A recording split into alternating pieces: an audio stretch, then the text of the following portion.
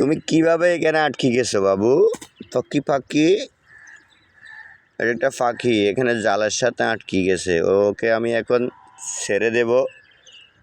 তো সবারও তো বাঁচানোর ইচ্ছা আছে, ওরও বাঁচার একটা ইচ্ছা আছে।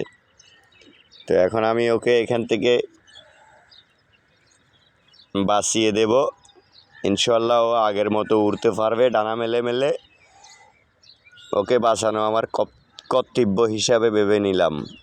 আপনারা কি বলেন? একটু ভিডিওর মাধ্যমে বলবেন। দেখেন ও বাঁচার জন্য কত ছটফট করতেছে, কিন্তু বাঁচতে পারতেছে না।